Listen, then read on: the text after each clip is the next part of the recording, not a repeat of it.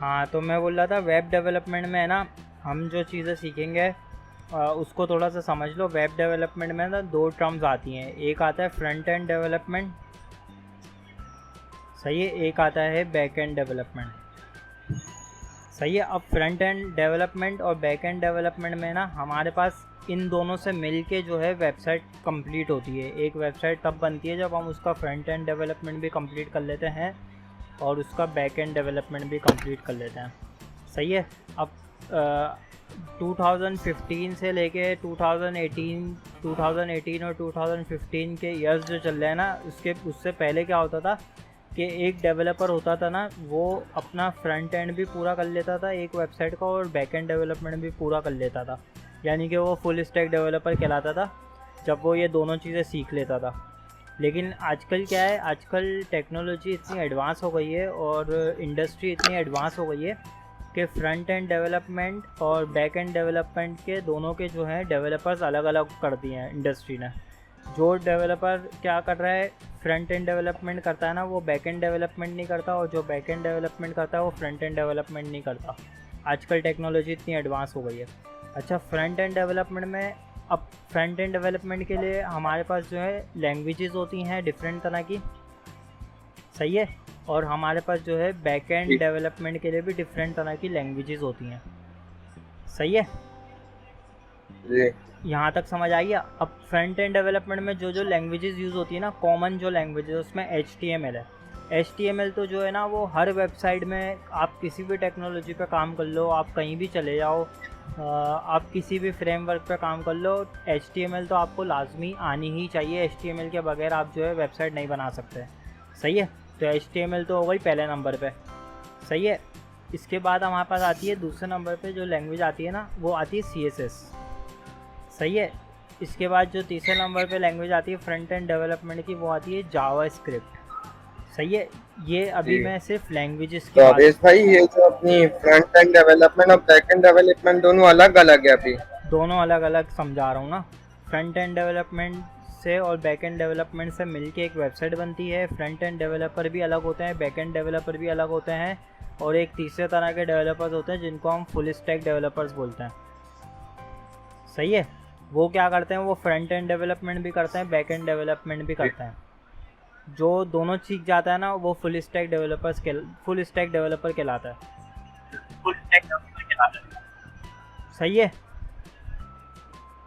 जी। ठीक है। अब फ्रंट एंड डेवलपमेंट में जो जो लैंग्वेजेस होती हैं वो मैंने बता दी, HTML होती है, CSS होती है, जावास्क्रिप्ट होती है, सही है। अभी मैं सिर्फ लैंग्वेजेस की बात कर रहा हूँ, इससे आगे और भी टर्म्स आती हैं, वो मैं अभी समझाता हूँ। पहले अभी सिर्फ लैंग्वेजेस की बात कर रहा हूँ, सही है। अब बैक एंड डेवलपमेंट की लैंग्वेजेस में जो आती है ना, उसमें PHP मोस्ट कॉमन है, लेकिन मोस्ट ओल्ड लैंग्वेजेस में आती है, सही है। यानी बहुत पुरानी लैंग्वेज है लेकिन मोस्ट कॉमन भी है, सही है। अब अपडेट जो है लैंग्वेज की आती रहती है, इसलिए लैंग्वेज अभी तक जो है वो यूज़ हो रही है वेबसाइट में, सही है। इसके बाद बहुत सारी लैंग्वेजेस और भी हैं बैक एंड डेवलपमेंट की, जिसमें एक पाइथन बहुत कॉमन है, सही है। PHP, पाइथन और भी बहुत सारी आती हैं। अगर हम देखें ना बैक एंड डेवलपमेंट की लैंग्वेजेस को, यहाँ से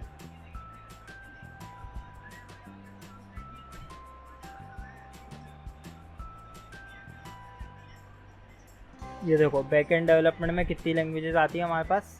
अब इसमें से अगर मैं सिर्फ ये लिखूँ ना, languages of website back and development, तो यहाँ पर हमारे पास जो है वो PHP आ गई। देखो दूसरे नंबर पर टॉप पे PHP आ रही है, सही है। जावा स्क्रिप्ट जो है वो वैसे तो देखा जाए तो फ्रंट एंड डेवलपमेंट की लैंग्वेज थी पहले, लेकिन अब इसके फ्रेमवर्क्स जो है वो बैक एंड डेवलपमेंट की लैंग्वेजेस में भी आ गए हैं। तो जावा स्क्रिप्ट अब जो है बैक एंड डेवलपमेंट की लैंग्वेज में भी शामिल होती है, सही है। तो जावा स्क्रिप्ट फ्रंट एंड भी शामिल होती है, बैक एंड भी शामिल होती है, सही है। इसके बाद पाइथन आ गई, जावा आ गई, C# आ गई, गोलैंग आ गई, रूबी, SQL वगैरह। SQL जो है लैंग्वेज नहीं है, SQL डेटाबेस है, सही है।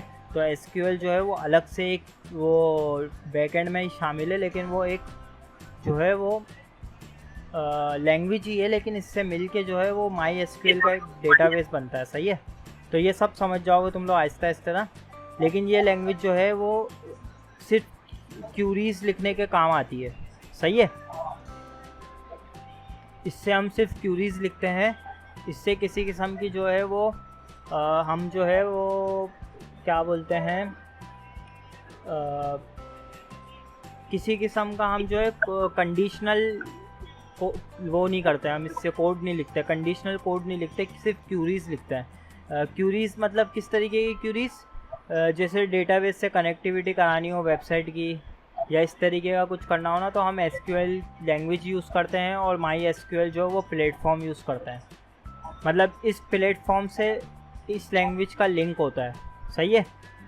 इसके बाद हम जो इस कोर्स में सीखेंगे ना लैंग्वेजेस, वो हम सीखेंगे सबसे पहले HTML सीखेंगे, इसके बाद हम CSS सीखेंगे, इसके बाद हम जावास्क्रिप्ट सीखेंगे, सही है।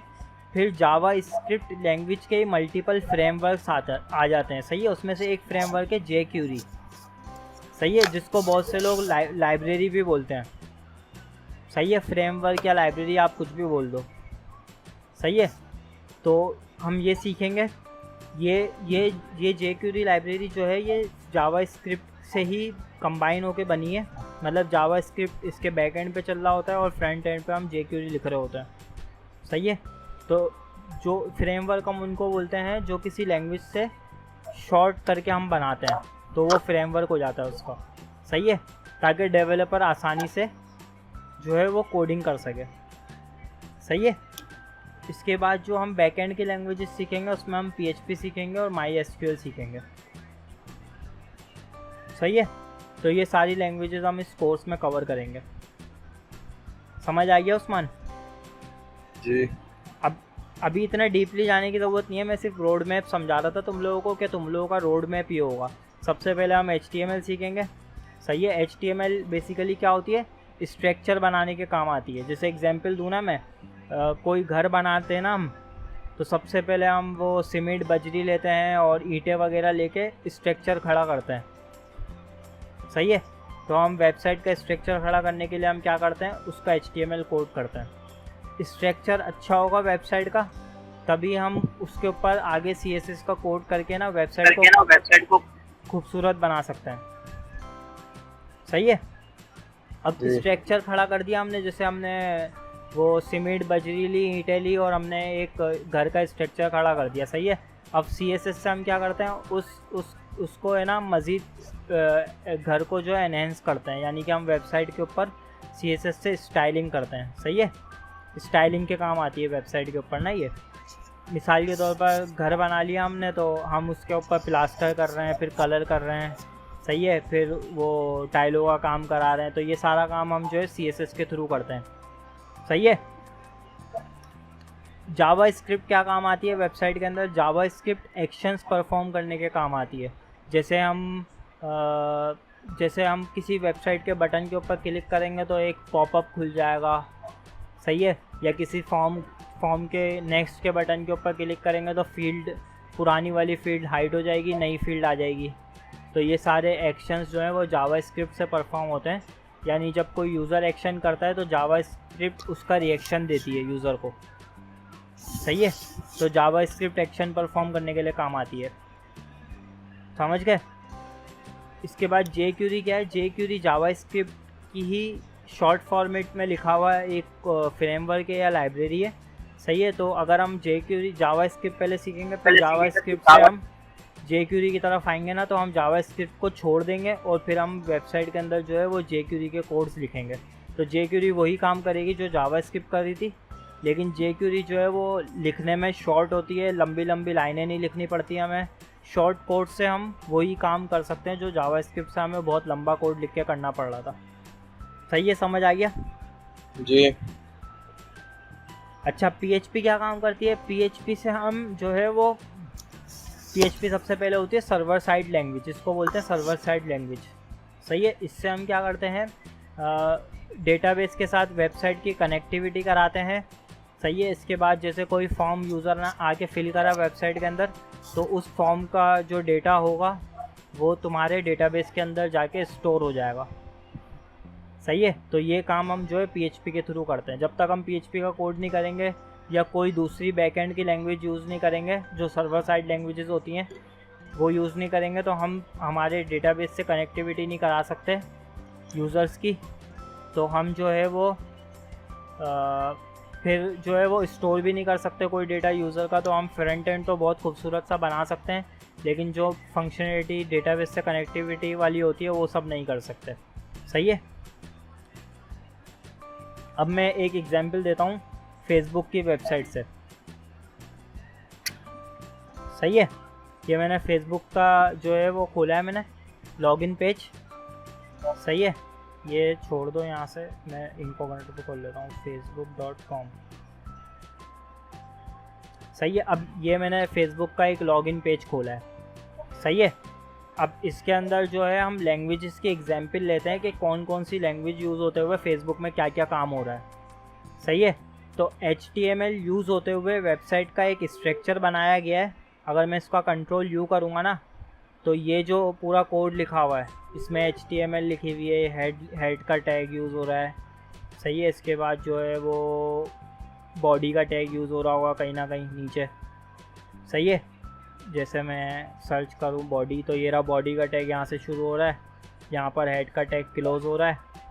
सही है। इसके बाद बॉडी का टैग भी कहीं ना कहीं क्लोज़ हो रहा होगा, तो ये रहा यहाँ पर बॉडी का टैग क्लोज़ हो रहा है। इसके बाद HTML का टैग क्लोज़ हो रहा है। तो ये पूरा स्ट्रक्चर जो है वो HTML के ऊपर बना हुआ है। सही है। फिर इसके ऊपर CSS करी हुई है, जैसे इसको इस इन बॉक्सेस को थोड़ा अच्छा सा खूबसूरत सा बनाया हुआ है।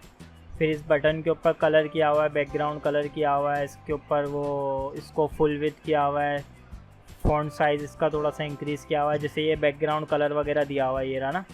इसको यूँ करके यूँ राइट क्लिक करते हैं और यूँ करके यूँ इंस्पेक्ट करते हैं ना, तो ये इंस्पेक्ट एलिमेंट के ऊपर इसका HTML का कोड ऊपर आ जाता है, ये रहा। सही है। और नीचे इसकी CSS आ जाती है कि इस बटन के ऊपर क्या CSS हुई हुई है। तो ये सारी CSS हुई हुई है इस बटन के ऊपर। अगर मैं ये एक एक करके हटाऊँ ना यहाँ से, तो इसका लुक इस तरीके का था। ये देखो CSS के बगैर इसका ऐसा लुक था, फिर इसके ऊपर CSS करी गई है तो इसका लुक चेंज हो गया, फेसबुक ने जो करी है। सही है। यहाँ तक समझ आ गया CSS से क्या हुआ? जी। सही है। अब मैं फॉरगॉट पासवर्ड के ऊपर क्लिक करूँगा ना, तो ये न्यू पेज के ऊपर ले गया मुझे, और क्रिएट न्यू अकाउंट के ऊपर भी न्यू पेज के ऊपर लेके जा रहा है। तो कोई यहाँ पर कोई मॉडल वगैरह मुझे नज़र नहीं आ रहा ना वेबसाइट के ऊपर कि कोई क्लिक करने के ऊपर कुछ खुल रहा हो। सही है। तो मैं जावास्क्रिप्ट की एग्जांपल नहीं दे सकता इसके अंदर, क्योंकि इसके अंदर मुझे लगता नहीं है जावास्क्रिप्ट इस काम के लिए यूज़ हुई हुई है, क्योंकि मैं सिंपल समझाना चाह रहा हूँ ना अभी। तो मैं एक दूसरी वेबसाइट खोलता हूँ, उसमें जावास्क्रिप्ट की एग्जांपल समझाने के लिए मैं खोल रहा हूँ इसको। सही है। ये दूसरी वेबसाइट मैंने एक खोली है। सही है। अब इसमें स्ट्रक्चर बनाने के लिए पूरी HTML लिखी हुई है, फिर इनको स्टाइल करने के लिए इसके ऊपर CSS करी हुई है, इसके ऊपर भी CSS करी हुई है। सही है। अब जावास्क्रिप्ट की एग्जांपल दे रहा हूँ। सही है। गौर से सुनना। इस बटन के ऊपर मैंने क्लिक किया तो ये हमारे पास मेन्यू खुल गया। सही है। और ये बटन के ऊपर क्लिक किया तो मेन्यू बंद हो गया। समझ रहे हो? तो ये कैसे हुआ? ये जावास्क्रिप्ट से हुआ है। जावास्क्रिप्ट का कोड हुआ है इस बटन के ऊपर, कि इस बटन के ऊपर जैसे ही हम क्लिक करेंगे तो ये जो डिव है हमारी जो हाइड हुई हुई थी वो आ गई सामने, और फिर हमने इस क्रॉस के ऊपर क्लिक किया तो ये वापस साइड हो गई। सही है। तो हमने कोई एक्शन परफॉर्म किया वेबसाइट के ऊपर, उसका रिएक्शन हमें मिला, तो ये काम जो है ये जावास्क्रिप्ट करता है वेबसाइट के अंदर ना, या jQuery या कोई और फ्रेमवर्क करता है जावास्क्रिप्ट। लेकिन मेन जो होती है लैंग्वेज यूज़ हो रही होती है वो जावास्क्रिप्ट यूज़ हो रही होती है। सही है। जावास्क्रिप्ट की एग्जांपल की हो गई, समझ गया जावास्क्रिप्ट? जी। अबे कुछ समझ भी आ रहा है कि जी कर रहा है? नहीं HTML का हमने स्ट्रक्चर का फेसबुक के एग्जांपल और CSS स्टाइलिंग ये सब समझ आ रहा है ना समझ? भाई कुछ समझ नहीं आ रहा पूछ लेना। सही है। हाँ, अभी सब एक एक करके जब प्रैक्टिस पे, जब भी बोल रहा हूँ प्रैक्टिस करोगे ना सब समझ में आएगा जब प्रैक्टिस करोगे। अब तुम लोगों के पास लैपटॉप ही नहीं है तो प्रैक्टिस क्या करवाऊँ मैं? सही है। अब मैं यहाँ पर PHP की एग्जांपल देता हूँ। सही है। अब मिसाल के तौर पर मैं यहाँ से एक कॉन्टैक्ट अस पेज के ऊपर गया। सही है। तो यहाँ पर एक फॉर्म होगा मेरे पास खुला हुआ ना, ये फॉर्म खुला हुआ है मेरे पास कॉन्टैक्ट अस का। सही है। तो इसके अंदर मैं कुछ भी लिखकर इस फॉर्म को फिल करूँगा ना, तो फॉर्म को फिल करूँगा तो ये डेटा कहीं ना कहीं जाके डेटाबेस में वेबसाइट के स्टोर हो रहा होगा। अगर ये स्टोर नहीं हो रहा होगा ना तो ये डेटा लॉस हो जाएगा हमारा, हम इसको फिर देख नहीं सकते। तो ये हमें स्टोर कराना पड़ेगा लाजमी। तो स्टोर हो रहा होगा तभी तो जो है ये इस वेबसाइट के डैशबोर्ड के ऊपर शो हो रहा होगा एडमिन को कि किसी ने आके क्यूरी भरी थी कॉन्टैक्ट फॉर्म की, तो उसका ये फ़ोन नंबर था, ये उसका कंपनी के डिटेल्स थे, ये फुल नेम था, ये जीमेल था। तो ये जो है ये डेटाबेस में कहीं ना कहीं स्टोर हो रहा होगा, फिर उस डेटाबेस से डैशबोर्ड के ऊपर वापस से शो करवाया दिया हुआ होगा, तभी तो डैशबोर्ड के ऊपर यूज़र देख सकता है और डेटाबेस में भी जाके देख सकता है। सही है, तो ये डेटाबेस का काम होता है। सही है, तो ये काम हमारे PHP लैंग्वेज करती है। और जो डेटाबेस बना हुआ होता है ना वो MySQL के ऊपर बना हुआ होता है। यानी कि डेटाबेस मिसाल के तौर पर हमारी कंप्यूटर का एक फ़ोल्डर है, कोई भी फ़ोल्डर खोल लूँ ना मैं, तो हमारे कंप्यूटर का जो फ़ोल्डर है वो मिसाल के तौर पर MySQL का डेटाबेस है, और उस फोल्डर में जो चीज़ आ रही होगी वो PHP लैंग्वेज के थ्रू आ रही होगी। सही है, तो PHP लैंग्वेज जो है वो डेटाबेस के साथ हमें कनेक्ट कराता है, कनेक्शन का ज़रिया बनता है, और PHP लैंग्वेज के थ्रू हम डेटाबेस से डेटा को निकाल भी सकते हैं और डेटा को डाल भी सकते हैं। सही है, क्लियर हो गया यहाँ तक? जी। अब HTML लैंग्वेज को समझते हैं। सही है, HTML लैंग्वेज इंतहाई सिंपल लैंग्वेज है। सही है, यानी कि अगर मैं सिंपल ऐसा बोल रहा हूँ, मैं प्रैक्टिस करोगे ना, प्रैक्टिस करने में तो 15-20 दिन लग जाएंगे, लेकिन इसको सीखने में 1 दिन लगेगा, सारी चीज़ें याद करने में। सही है, उसका सिंपल सा तरीका बता रहा हूँ। HTML सिंपल HTML करोगे ना तो बहुत आसान है, 1 दिन में कर लोगे, लेकिन जब HTML को CSS के साथ मिला के करोगे ना तो उसको समझने में बहुत टाइम लगेगा तुम लोगों को कि कैसे करनी है। सही है, तो अभी तो हम सिंपल HTML देख रहे हैं, आज की क्लास में हम CSS को नहीं छेड़ेंगे, सिंपल HTML करेंगे। सही है, तो सबसे पहले तुम लोगों के पास जो भी लैपटॉप है ना उसके अंदर एक सॉफ्टवेयर बता रहा हूँ, वो लाजमी इंस्टॉल कर लेना। सही है, यहाँ से गूगल के ऊपर आना। सही है, यहाँ पर लिखना विजुअल स्टूडियो कोड। सही है, ये पहला लिंक आएगा। डाउनलोड है मेरे लैपटॉप में, 1 मिनट में देखता हूँ। हाँ, डाउनलोड और इंस्टॉल है ना, फिर तो ठीक है। देखता हूँ। हाँ देखो,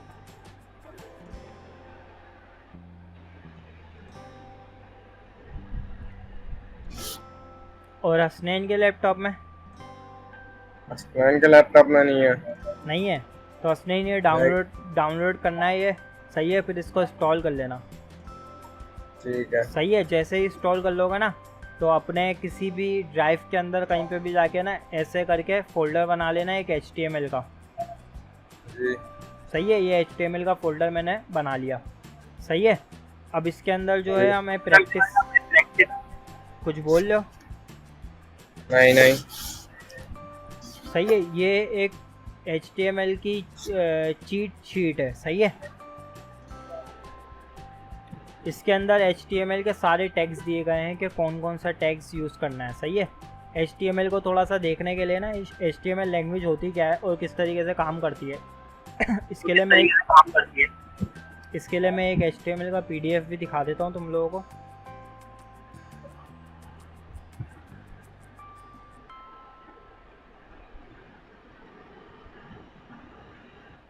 ये HTML का PDF है। सही है, इससे थोड़ा सा देख लेते हैं, HTML की बेसिक्स को समझ लेते हैं। सही है, HTML की फुल फॉर्म क्या है HTML की? Hyper text markup language.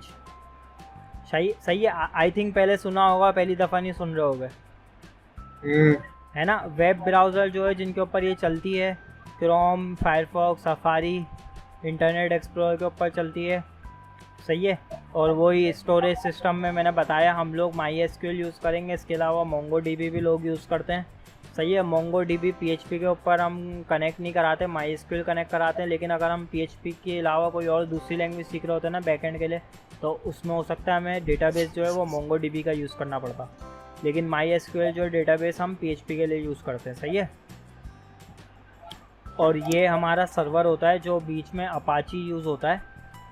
Apache server क्या होता है, जब हम HTML के थ्रू वेबसाइट को रन करते हैं वेब ब्राउज़र के ऊपर, तो हम कोई फॉर्म वगैरह फिल करते हैं तो वो हमारी जो है रिक्वेस्ट को भेजता है सर्वर के ऊपर, और सर्वर जो है वो रिक्वेस्ट भेजता है डेटाबेस को। सही है। फिर डेटाबेस से अगर कोई रिक्वेस्ट आनी होती है तो वो वापस रिक्वेस्ट सर्वर को भेजता है, फिर सर्वर वापस से हमारे ब्राउज़र को भेजता है। तो इस तरीके से ब्राउज़र जो है डेटाबेस के साथ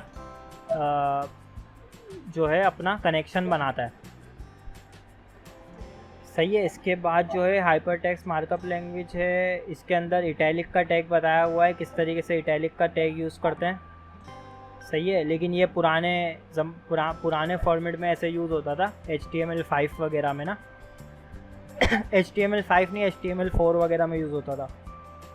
HTML5 के बाद है ना जो क्या बोलते हैं इटैलिक का जो वो है ना टैग, वो चेंज हो गया, वो EM हो गया है। सही है। लेकिन अगर इसमें तुम लोग आई भी लिख कर यूज़ करोगे ना तब भी यूज़ हो जाएगा, दोनों कंसीडर कर लेता है वो। सही है। टाइटल जो है, टाइटल टैग क्या करता है, ऊपर का टाइटल, ये वाला टाइटल चेंज करता है जो ब्राउज़र में प्रीव्यू में दिखा रहा होता है ना, यहाँ पर जैसे यहाँ पर न्यू चैट लिखा हुआ आ रहा है, यहाँ पर HTML लिखा हुआ आ रहा है, तो ये चेंज करने के लिए टाइटल टैग यूज़ होता है। सही है। ये सब मैं बता दूंगा बाद में, लेकिन इतना समझ लो कि टैग्स को हम इस तरीके से डिफ़ाइन करते हैं एंगल ब्रैकेट के साथ, और क्लोज इस तरीके से करते हैं। और जो भी टैग तुम HTML के अंदर ओपन करोगे उसको क्लोज करना लाजमी है। सही है। अगर क्लोज नहीं करोगे ना उस टैग को तो तुम्हारे ब्राउज़र के अंदर जो है वो वेबसाइट ब्रेक हो सकती है, वेबसाइट खुल तो जाए। एक मिनट क्या बोल रहे हो?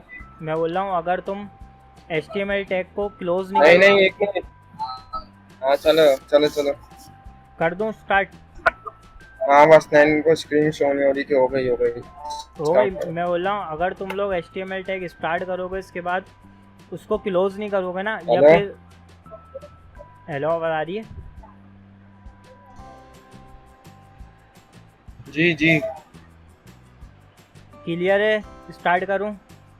जी हाँ, मैं बोल रहा हूँ अगर HTML के अंदर तुम लोग कोई भी टैग स्टार्ट करोगे उसको एंड नहीं करोगे ना सही से, या कोई भी ऐसा टैग है जो उसको वो ओपन तो कर दिया लेकिन क्लोज नहीं किया, तो तुम लोगों की वेबसाइट ब्राउज़र के अंदर खुल तो जाएगी लेकिन वो ब्रेक कर जाएगी।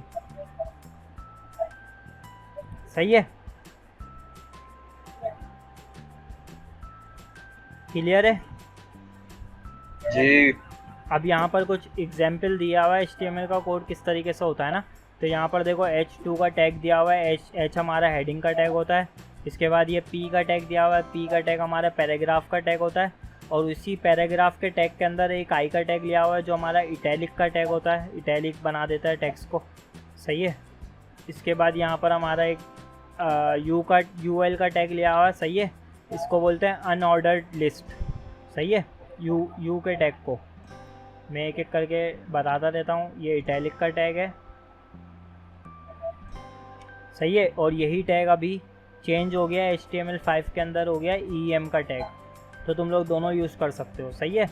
H1 H2 H3 सही है। हेडिंग के लिए यूज होता है। हाँ, ये H5 H6 तक हेडिंग के लिए यूज़ होता है। सही है। और हर टैग जो है वो P पैराग्राफ के लिए, क्या बोल रहे हो? P पैराग्राफ के लिए यूज होता है। हाँ, और हर टैग जो है हेडिंग का वो दूसरे से मुख्तलिफ होता है। अगर तुम H1 यूज़ करोगे तो हेडिंग थोड़ी सी बड़ी नज़र आएगी, H2 का यूज़ करोगे तो हेडिंग छोटी होगी, H3 का यूज़ करोगे तो हेडिंग और छोटी हो जाएगी। सही है। लेकिन इन फॉन्ट साइज़ को हम जो है CSS से चेंज भी कर सकते हैं। सही है। तो अभी सिर्फ वो सब हम बाद में देखेंगे, अभी सिर्फ इतना याद रखो कि कौन कौन से टैग्स होते हैं। सही है। पैराग्राफ टैग ये होता है P का। सही है। इसके अलावा हमने UL का टैग देख लिया। UL का टैग क्या होता है? अनऑर्डर्ड लिस्ट का टैग होता है। सही है। इसके बाद एक अनऑर्डर्ड लिस्ट का टैग क्या होता है मैं समझाता हूँ। इसका प्रीव्यू कुछ इस तरीके से आएगा। पहले डॉट आएगा, फिर आइटम आएगा, फिर डॉट आएगा, फिर आइटम आएगा, फिर डॉट आएगा, फिर आइटम आएगा। तो जितने भी UL के अंदर LI बनाते जाओगे ना तुम लोग, LI सही है, इसके बाद यूएल वापस क्लोज कर दोगे। सही है, तो मैं हर टैग को खोल रहा हूँ, उसके बाद क्लोज कर रहा हूँ। तो जितने भी मैं अंदर रखते जाऊँगा ना एल आई, उतनी दफ़ा डॉट के साथ शो करेगा वो। सही है, क्लियर है जी। इसी तरीके से एक टैग होता है ओ एल का, इसको भी इसी तरीके से करते हैं। सिर्फ स्टार्ट में यू एल की जगह हम ओ एल लिख देते हैं, लेकिन उसके अंदर हम वैसे ही एल आई लिखते हैं।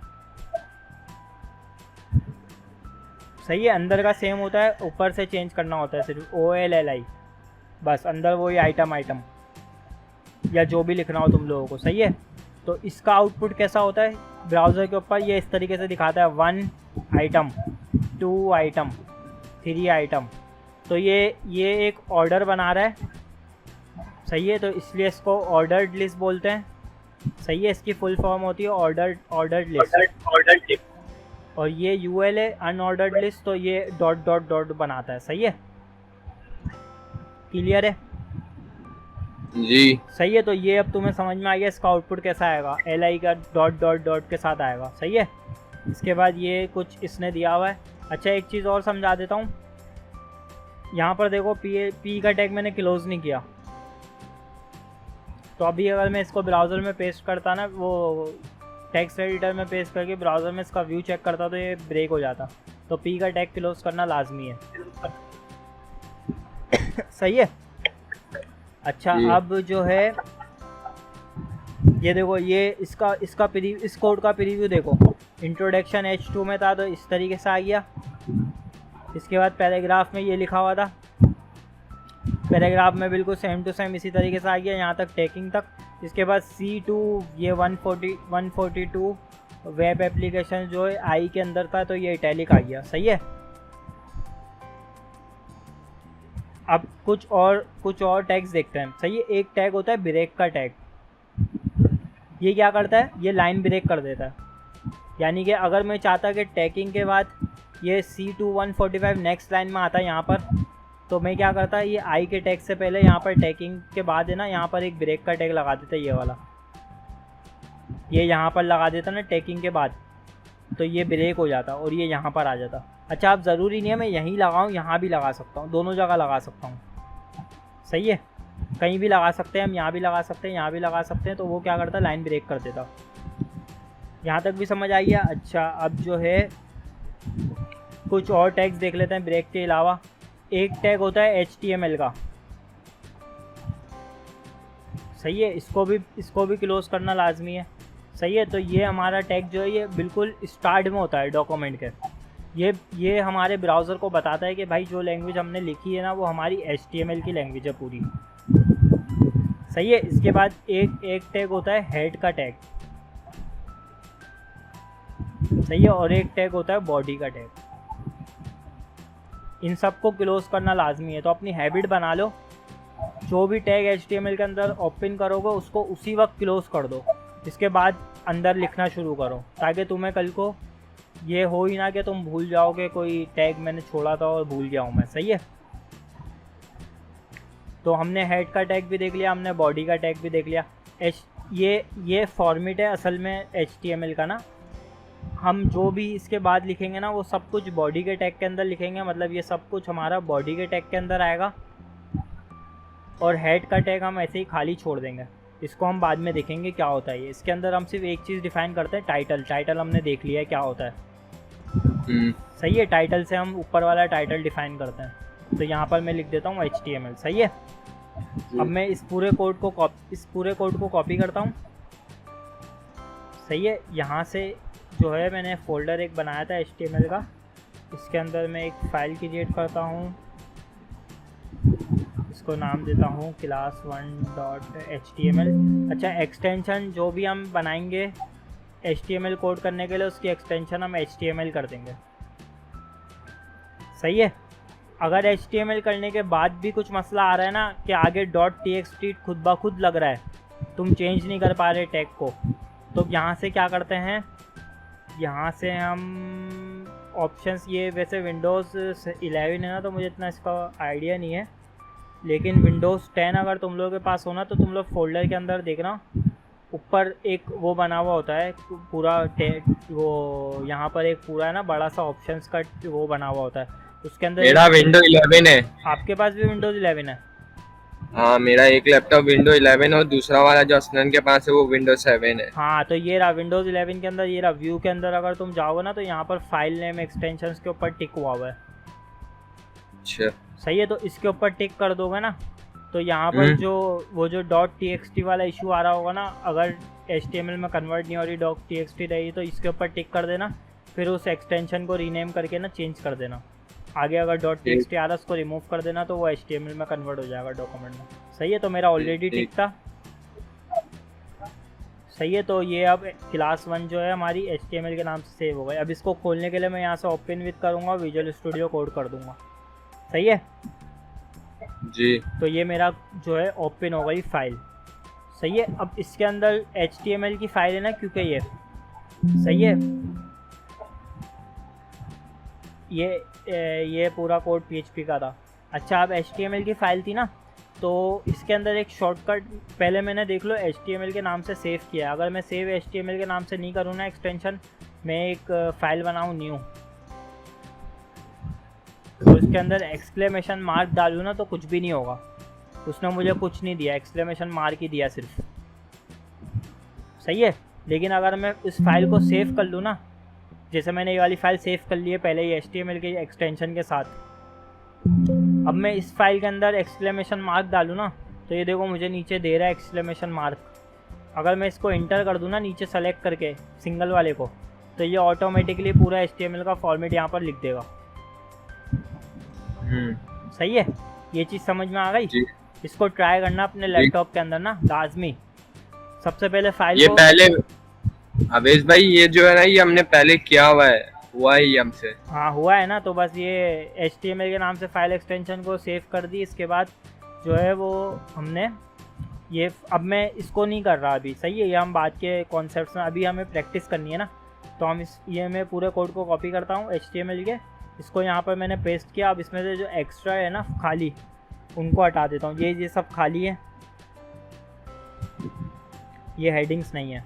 सही है, तो इस हेडिंग को मैं एक के अंदर ले लेता हूँ खाली, ये सब हटा देता हूँ, और H1 को मैं ओपन और H1 को मैं क्लोज कर देता हूँ यहाँ पर, और यहाँ पर मैं लिख देता हूँ हेडिंग। सही है, और EM मैंने देखो ओपन किया था, EM क्लोज नहीं किया है मैंने।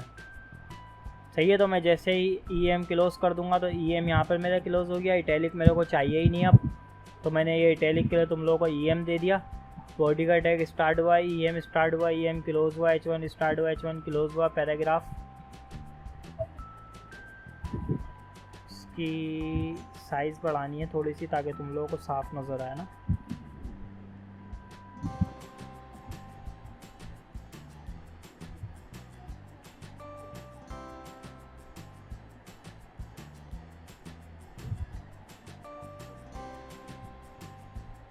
सही है, अब क्लियर नज़र आ रहा है? जी। हाँ, तो EM के अंदर इटैलिक हो गया। सही है, और हेडिंग मैंने हेडिंग क्लोज कर दी, पैराग्राफ क्लोज कर दिया। अनऑर्डर्ड लिस्ट का UL के अंदर मुझे कुछ नहीं लिखना होता, जो भी लिखेंगे UL के बाद LI में जाके लिखेंगे। सही है, तो यहाँ से मैंने ये टेक्स्ट रिमूव कर दिया। सही है, इसके बाद अनऑर्डर्ड लिस्ट का भी मैंने यहाँ पर, अब इस फाइल को मैं Ctrl+S दबा के सेव कर रहा हूँ। सही है, इसके बाद मैं इस फाइल को ब्राउज़र के अंदर ओपन करता हूँ।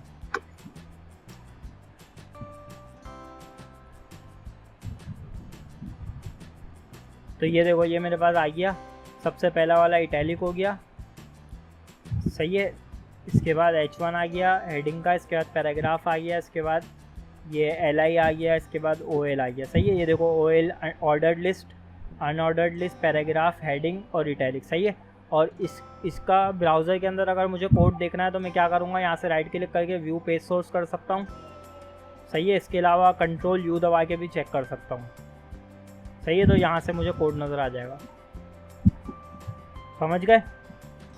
जी, इजी था बिल्कुल। अब कुछ टैग्स और भी देख लेते हैं। HTML का टैग हमने समझ लिया, बेसिक टैग्स है। हेड हमारा बेसिक टैग्स है। सही है, ये देखो ये क्या करता है, creates an HTML document. Head का टैग क्या करता है, टाइटल और अदर इन्फॉर्मेशन दिखाता है। अब अदर इन्फॉर्मेशन कौन सी होती है वो मैं बाद में बताऊँगा, थोड़ा सा ऊपर से समझा देता हूँ। कि ये काम जो है ना, इसके अंदर हम और भी चीज़ें करते हैं। एक तो हम रेस्पॉन्सिव जब करते हैं ना वेबसाइट को, मोबाइल के ऊपर या टैबलेट के ऊपर वेबसाइट को अच्छा सा दिखाना होता है, तो उसका भी एक टैग आता है HTML के अंदर ना। वो टैग मैं बताता हूँ क्या होता है।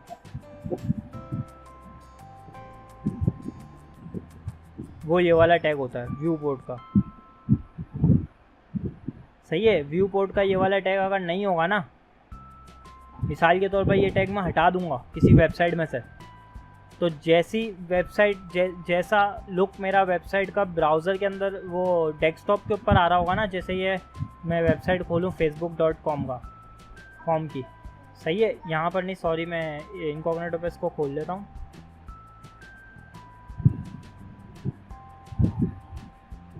ये टैग इतना इम्पोर्टेंट है, ये समझा रहा हूँ, समझ लो। सही है, वैसे तो ये ऑटोमेटिकली लगा देता है जब हम एक्सक्लेमेशन मार्क लगाते हैं, लेकिन अगर ये मिसिंग होगा ना टैग, तो क्या होगा, जैसा हमारा वेब पेज ब्राउज़र के ऊपर आ रहा है ना अभी टैबलेट के, सेम टू सेम ऐसा ही लुक जो है ना हमारे मोबाइल के ऊपर भी आएगा। मतलब हम इसको रिस्पॉन्सिव नहीं कर सकते फिर।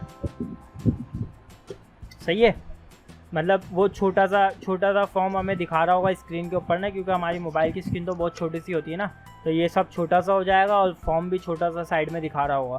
तो फिर हमें जूम इन करना पड़ेगा मोबाइल के अंदर और फिर इसके डिटेल्स फिल करनी पड़ेंगी। सही है, लेकिन जब ये टैग लग जाता है ना, तो हम वेबसाइट को है ना मोबाइल के ऊपर रिस्पॉन्सिव कर सकते हैं। मोबाइल के ऊपर रिस्पॉन्सिव इस तरीके से कि ये सारी डिटेल्स को हम फॉर्म के ऊपर ले जाएं, यहाँ पर सेंटर में अच्छी सी, और इसको हम सेंटर में दिखा दें अच्छा सा मोबाइल के ऊपर ना। तो इतनी स्क्रीन होती है मोबाइल की, तो उसके ऊपर लोगो वगैरह आ जाएगा, डिटेल्स आ जाएंगे और नीचे फॉर्म आ जाएगा। तो ये सब हम तब कर सकते हैं जब हमारे पास ये वाला टैग हो व्यू पोर्ट का। सही है, इसके अलावा हेड के अंदर और क्या करते हैं, इसके अलावा अगर हमें कोई CSS कनेक्ट करनी होती है ना वेबसाइट से, तो हम CSS की फाइल्स वगैरह कनेक्ट करने के लिए हम हेड का टैग यूज़ करते हैं, बस और कोई काम नहीं आता। सही है, तो इसके अंदर हम टाइटल डिफ़ाइन करते हैं, CSS की फाइल्स जो है वो हम इसके अंदर लिंक करते हैं, और जो है वो व्यू पोर्ट का जो है एक टैग होता है रिस्पॉन्सिवनेस के काम आता है, वो हम यूज़ करते हैं। सही है, अब हम चलते हैं बॉडी का टैग। बॉडी के टैग के अंदर हमारा सारा जितना भी कोड होता है ना बॉडी के टैग से शुरू होता है, और वही हमें ब्राउज़र के अंदर दिख रहा होता है। सही है, इसके बाद टाइटल का टैग बता चुका हूँ, नेम ऑफ द डॉक्यूमेंट होता है, देखो यहाँ पर आ रहा है लिखा हुआ HTML। अच्छा, इसके अंदर हेड के टैग के अंदर एक चीज़ और हम डिफ़ाइन करते हैं, वो हमारा ये वाला आइकन होता है। जैसे ये देख रहे हो, इसके अंदर आइकन आ रहा है, इसको मैं कंट्रोल U करूँगा ना, मिसाल के तौर पर अभी, हाँ ये कंट्रोल U क्या है, लेकिन ये तो एक डॉक्यूमेंट था ना इसलिए इसके अंदर नहीं आ रहा, लेकिन किसी दूसरे के अंदर अगर मैं दिखाऊँ ना, वो बाद में चलो मैं दिखा दूंगा। उससे क्या होता है, ये फेविकन होता है, इसको फेव आइकन बोलते हैं ना बहुत से लोग, और बहुत से लोग फेविकन बोलते हैं। तो ये क्या होता है, ये हमारे टाइटल के अंदर, टाइटल के नीचे हम डिफ़ाइन करते हैं, टाइटल टैग के नीचे ही डिफ़ाइन होता है, या हम हेड के अंदर कहीं भी डिफ़ाइन कर सकते हैं। तो ये जो है हमारा चेंज हो जाता है।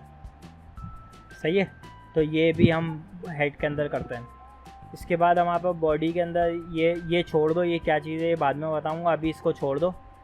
ये हमारा बॉडी का टैग स्टार्ट हुआ। इसके बाद ये इनको एट्रीब्यूट्स बोलते हैं। सही है, एट्रीब्यूट्स, मिसाल के तौर पर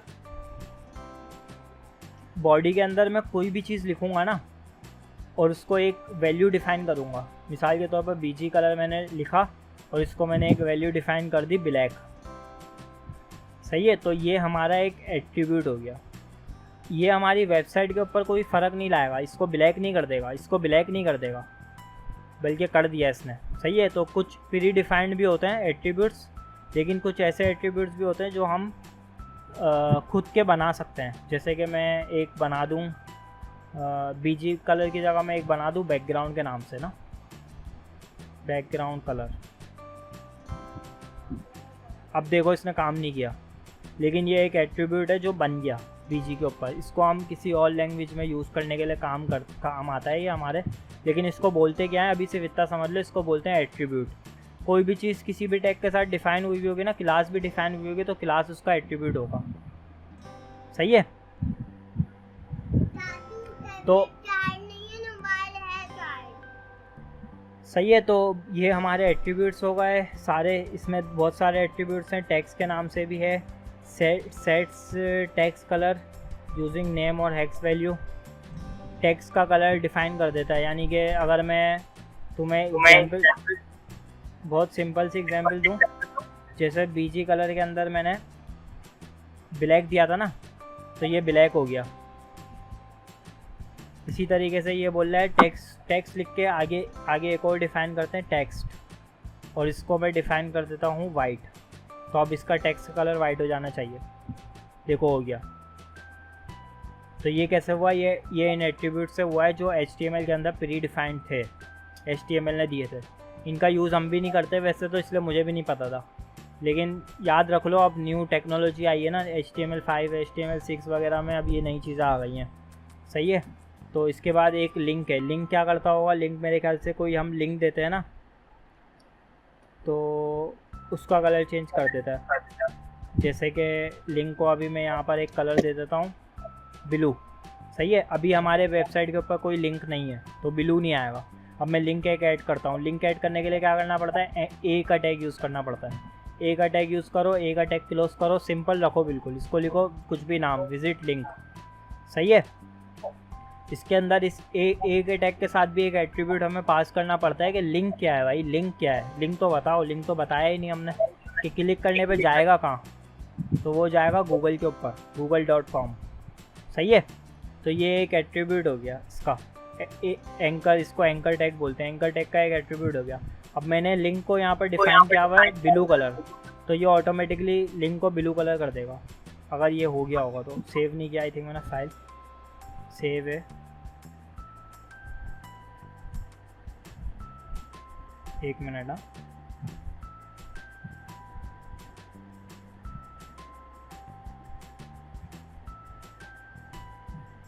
यहीं कहीं होना चाहिए, पता नहीं कहाँ गया।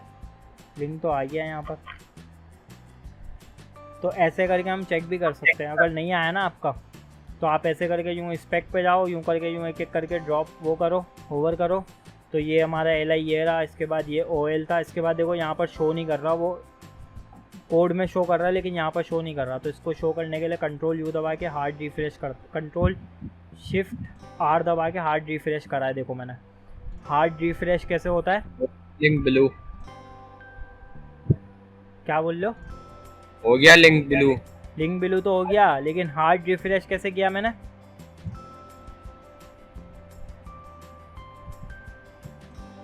बताओ।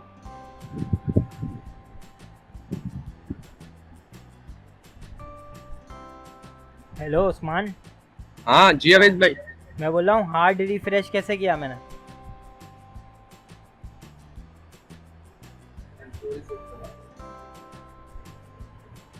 क्या हुआ? Ctrl+Shift दबा के बोल रहा है। Ctrl+Shift+R। Ctrl+Shift+R। हाँ, Ctrl+Shift+R दबाते ना, तो अगर कोई चेंज हमें नहीं नज़र आ रहा होता ना, तो हार्ड रिफ्रेश, अगर हम श्योर हों, सबसे पहले तो श्योर होना ज़रूरी है कि हमने कर दिया है। सही है। फिर हम क्या करते हैं? Ctrl+Shift+R दबाते ना, तो वही पेज हार्ड रिफ्रेश हो जाता है। सही है। तो हमें वो चेंज नज़र आ जाता है। सही है। अगर इससे भी नहीं आ रहा ना, तो दूसरा तरीका ये, आप लिंक को कॉपी करो। सही है जी। अपने ब्राउज़र जो खोला हुआ उसके ऊपर राइट क्लिक करो और यहाँ से लिख दो, यहाँ पर लिख दो न्यू इनकॉग्निटो विंडो। सही है। इसके ऊपर क्लिक करोगे ना तो एक न्यू विंडो खुल जाएगी। इसको बोलते हैं प्राइवेट विंडो। सही है। इसके ऊपर पेस्ट करके खोलोगे ना, तो ये भी हमारे जो वेबसाइट है उसको हार्ड रिफ्रेश कर देगा। तो देखो यहाँ पर भी मेरे पास शो हो गया विजिट लिंक। सही है। समझ आ गया? अच्छा, अब जो है यहाँ तक तो समझ आ गया। अब मैं जो है इसके ऊपर क्लिक करता हूँ तो लिंक देखो मेरा गूगल का मैंने करा था, तो मैं क्लिक करूँगा तो ये गूगल पे ले जाएगा मुझे। तो लिंक कैसे चलता है HTML के अंदर। सही है। समझ आ गया? अब विजिटेड लिंक का है ना, बाय डिफ़ॉल्ट इसने कलर ब्लू से पर्पल कर दिया। सही है। इस लिंक को मैंने अभी विजिट किया ना, तो ये कलर चेंज हो गया, इसका ब्लू से पर्पल हो गया। इसका मतलब है उसने डिटेक्ट कर लिया ब्राउज़र ने कि भाई आपने इस लिंक के ऊपर पहले क्लिक किया है। सही है। अब मैं इसको जितना भी हार्ड रिफ्रेश कर दूँ ना, ये वापस ब्लू नहीं होगा। सही है।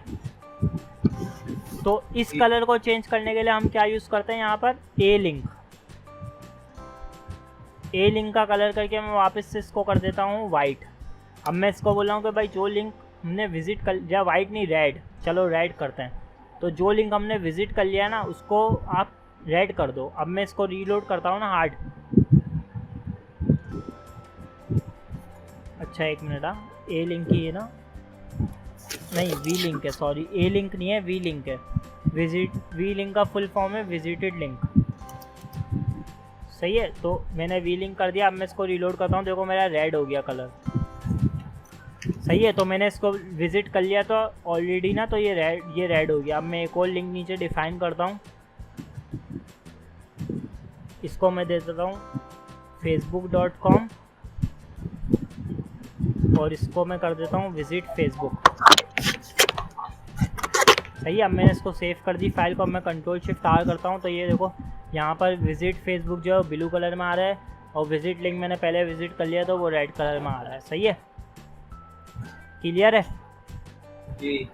अब एक और नई चीज़ सीखते हैं। विजिट लिंक हो गया, लिंक हो गया, ए लिंक भी है। देखो ए लिंक क्या होता है, ए लिंक हमारे एक्टिव लिंक्स होते हैं, सही है। जब मतलब जैसे ही माउस क्लिक करेगा ना तो क्लिक जब तक छोड़ेगा नहीं जब तक वो कलर आएगा, सही है। जैसे मैंने विजिट फेसबुक के ऊपर क्लिक करके रखा हुआ है, मैं छोड़ नहीं रहा, अभी ये रेड दिखा रहा है। लेकिन अगर मैंने ए लिंक डिफाइन करके कोई और कलर दिया होता ना तो ये मुझे उस कलर में दिखा रहा होता, सही है। तो ए लिंक वो काम करता है, सही है। अब प्री का टैग हम नेक्स्ट क्लास में देखेंगे, सही है। और बाकी इसमें बहुत सारे टैग्स हैं लेकिन ये सब छोड़ दो, ये किसी काम के नहीं है। इनको हम टाइम टू टाइम है ना HTML करते हुए देखेंगे, सही है। ये सब यूज़ नहीं होता है, ये TT कोड यूज़ होता है कभी कभी, कोड में समझा दूंगा क्या होता है। साइट यूज़ नहीं होता है ज़्यादातर, सही है। एड्रेस यूज़ नहीं होता है, ये मैं बता चुका हूँ। स्ट्रॉन्ग बोल्ड के लिए यूज़ होता है। बोल्ड का हम पहले बी टैग देते थे ना, पहले हम बी टैग देते थे इस बोल्ड के लिए, बोल्ड हो जाता था टेक्स्ट ना, राइट।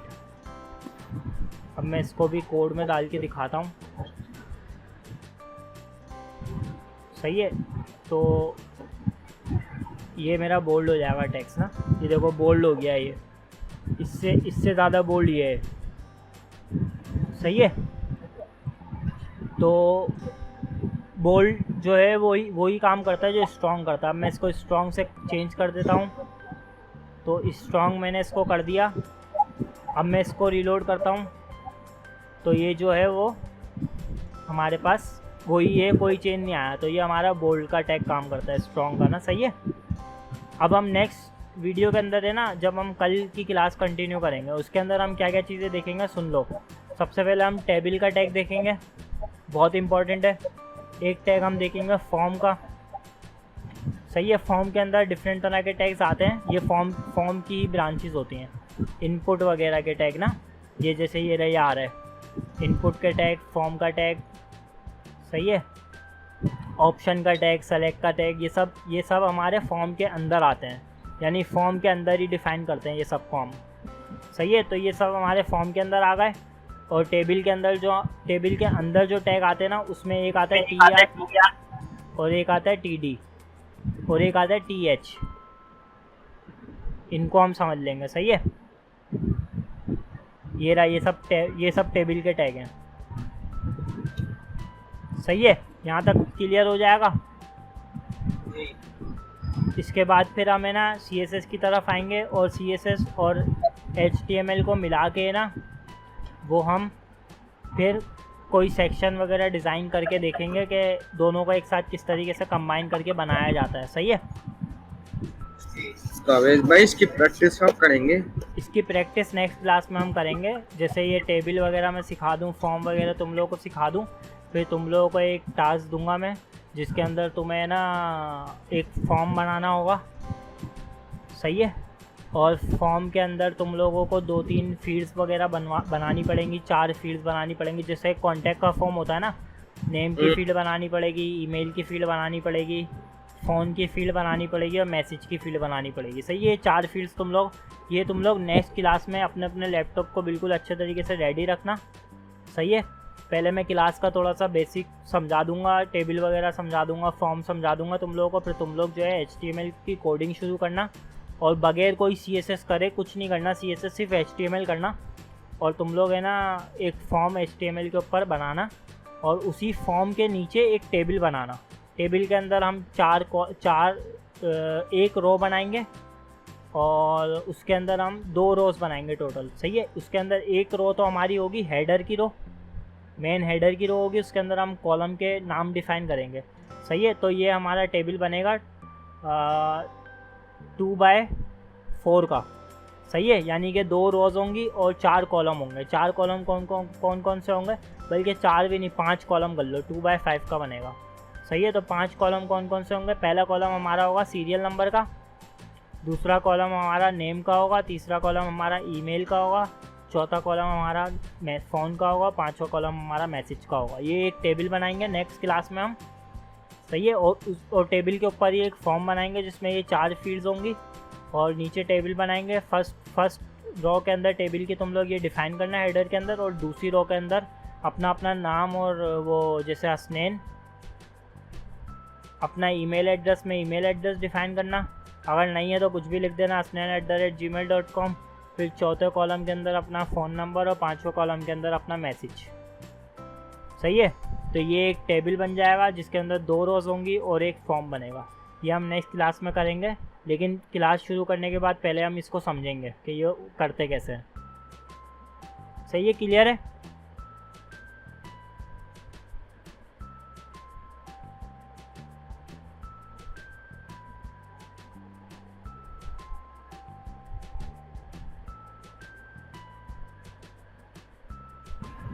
हाँ भाई, आवाज़ आ रही है जी। आप चले गए थे? हाँ, मैं चला गया था, मेरा कनेक्शन लॉस्ट हो गया था। मैं बोले जा रहा हूँ, मुझे पता ही नहीं चला। अच्छा चलो खैर है, बोलो अब बोलो, आप बोल रहे थे। हाँ, तुम क्या बोल रहे थे। आप बोल रहे थे ना टेबल और फॉर्म कल सीखेंगे। हाँ, कल सीखेंगे, हम टेबल सीखेंगे। सही है, टेबल बनाना वगैरह मैं बताऊंगा सब कुछ। इसके अंदर वहाँ पर TR TD होता है, TH होता है, ये टैग्स होते हैं HTML के। सही है, इसको हम टेबल के अंदर यूज़ करते हैं। यहाँ तक सब बता दिया था मैंने। आवाज़ आ रही है ना। जी जी। इसके बाद हमारे पास फॉर्म का टैग है, वो भी हम कल सीखेंगे। उसके अंदर हमारे पास इनपुट के टैग्स होते हैं। सही है, वो सब मैं सीखूंगा। इसके अलावा वो सब मैं सिखाऊंगा। इसके बाद टेक्स्ट एरिया का एक टैग होता है इसी फॉर्म के अंदर ही। सही है, तो ये सब हम कल सीख लेंगे।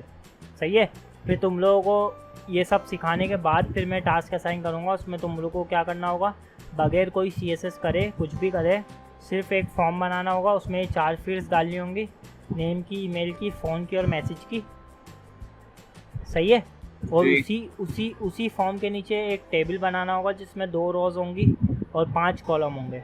5 कॉलम कौन कौन से होंगे, सीरियल नंबर होगा, नेम होगा, ईमेल होगा, फ़ोन होगा और मैसेज का एक कॉलम होगा।